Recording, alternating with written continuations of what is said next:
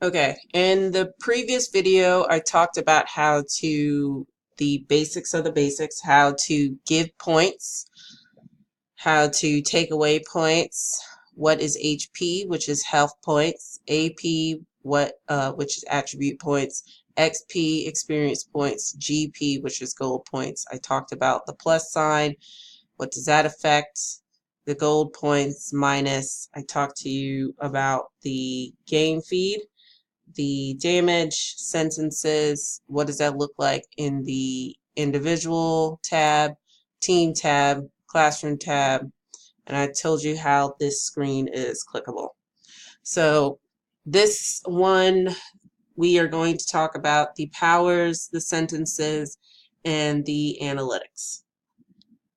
Okay, so again, if you are switching back from class to class, on your side, you will click down on the arrow and it'll go from class to class from here. So we're going to focus on this student right here. He's a healer, he's level 3, and he's also connected in multi-classes. And we're going to get into that our next video, okay? So these are the powers. So once a student has leveled up based off of the XP that they were given in their class, you can add more. I talked about that in the previous and talked about custom value in the previous video. Once they level up, they gain these hands right here, which allows them to go to the store, the virtual online store, to access more powers. So this student has the capability of learning 2 more powers. So let's look at that on our side. What does it look like? Okay, you would click on Learn Powers, and the student will see this screen, Learn Powers. Okay, these are their rewards. Okay, so this student has 2 saved up. So some students might save up powers, some students might spend them all at once. It's up to them, it's their choice. So if this student wanted to get Heal 2, the picture image will pop up. It'll say Heal 2. This is what it will cost them to use. Like I said, the attribute points, AP. The AP is what they spend for their rewards. Once they use it, they will gain experience points, and this is what it does. So a team member will gain 20 HP. If he wants to learn this, he would have to spend his 2. If he doesn't want to and he wants to save up for something else, he can do that as well. So he can go down, he can go across right now. So let's say if he wants to pick sainthood. These are my powers that I made up. They don't cost me anything, and so I have no problem with it. If you want to, again, discuss your team or your grade level to have a uniform powers, go ahead. I just made these because they're literally no skin off my nose. So sainthood, if he wants access to this power, it would cost him 1 of the hands to learn. And what this reward would be is a teacher can check their homework before turning it in for a grade. Basically, I explained to him, I explained to the class that I don't have to tell you what is right or wrong. I can just tell you, you know, you have X amount wrong or so and so like that. You can be as descriptive or not in describing these powers. It's up to you and your grade level. I suggest you treat these like contracts and be very detailed in your writing. if the student, and so let's move on. If the student wants to pick a power, they would have to click on Learn Power. Again, everything is written down. The description of the powers are written down. Classcraft already gives you a set of powers. Like I said, everything is available as soon as you open a box. Some of the settings you might not agree with, like going outside. You can edit these powers, and we're going to go over that right after this. So if a child picks this, he clicks on Learn for One. I don't want to click on it because once I click on it as a teacher, he will automatically use his powers. But this area is specifically meant for the student, so you wouldn't hardly see this area at all unless the child runs into a technical difficulty on his side, and you would have to do it on your computer. They'll tell you what power they wanted to learn and activate. But this, I really haven't ran into this problem at all. So I'm going to escape. Sentences. This is how the student keeps track of if he has any sentences. He can click on that. And it's outstanding since he's connected in multiple classes. The sentences move with him from class to class. And since we are on the merge setting, everybody who was on the list that I sent out for the inventory, if you were on the child's team, you can see the sentence. If you were the administrator, you can see the sentence, and you can use that for information purposes.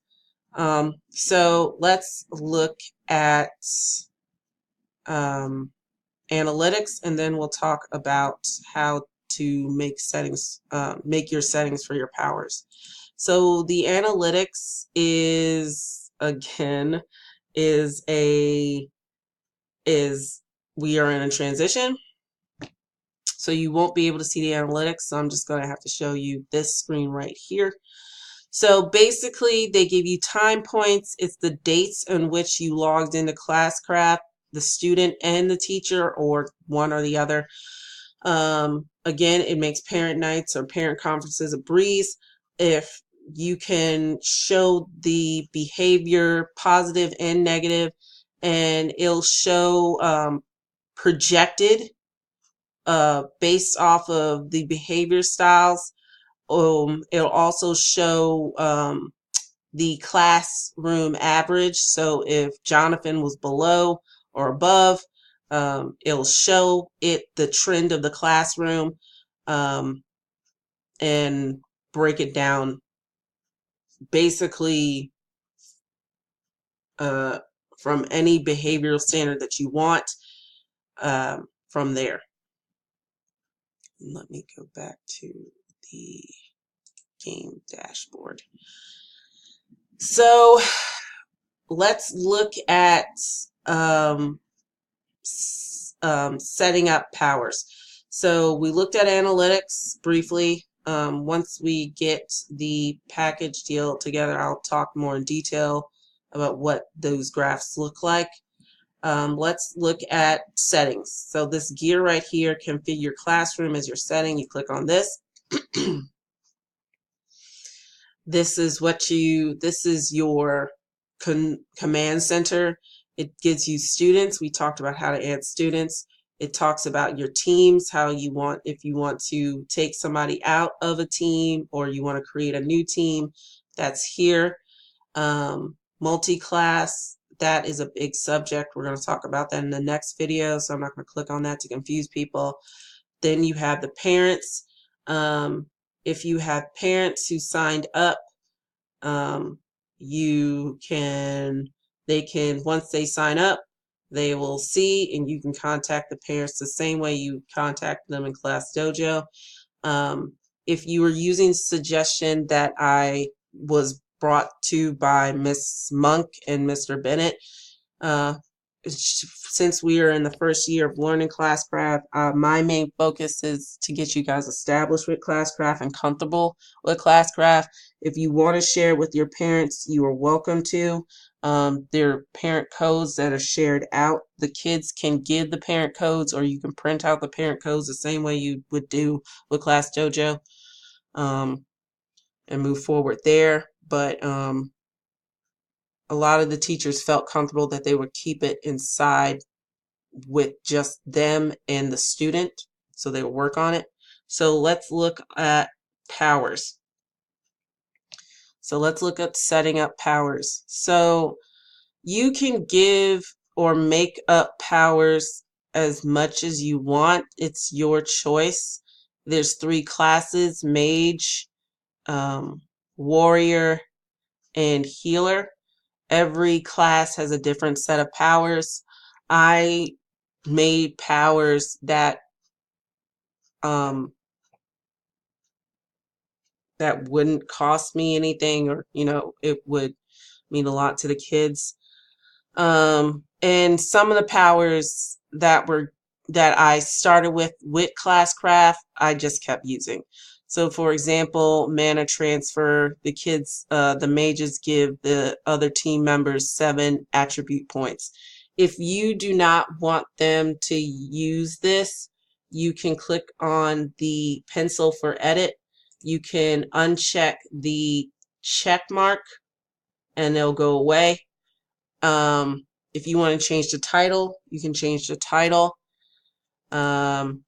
If you want to change the cost, you can change the cost. I'm trying to get to one that you can. Okay, so that one, so this first one was one that was given to by us by Classcraft, and that's one of the open box ones. You can turn off this one if you want, or you can delete it completely and get rid of the power. It's up to you. Play around with it, but that's save. But if you want to edit a power completely, you can change the name, you can change the power, you can change the value, how much it costs. So teleport is the mage can listen to music during classwork on the Chromebook. And that means only the mage can, none of the team members can. You can turn it off and on. If you don't want this power to be on, you can turn it off. You can change this if you want. Some of these powers, these are the powers that I put in. Notice that some of these powers are not even activated, like this one, Mana Field. I can turn this on if I want, but I choose not to. And that was my choice. And from there, the same thing goes for sentences and behaviors. And we will talk about how to make make new behaviors or edit or not. But that's it. So we talked about powers, how the powers work. Those are basically the children's rewards. We talked about the analytics. We'll talk about that more in detail. The next thing is we talked about how to edit powers. You just click on the pencil, type in, you type in what the power is for that standing. We talked about if you want the power to be active or not, you just click on that little X. We talked about how much AP it is. The last thing I want to you to make sure is, like the HP, the AP remains the same. So if the child's maximum attribute points are 35 and a power is 40, it won't work, because the maximum AP, their attribute points, is 35. So that's the highest it can go. So if they want to spend 35 points on a power, they have to be aware that it's going to cost them 35 points, and that's the only power they're going to use for the whole day, possibly the whole week. Okay. So yeah, that's about it for powers. Okay. All right.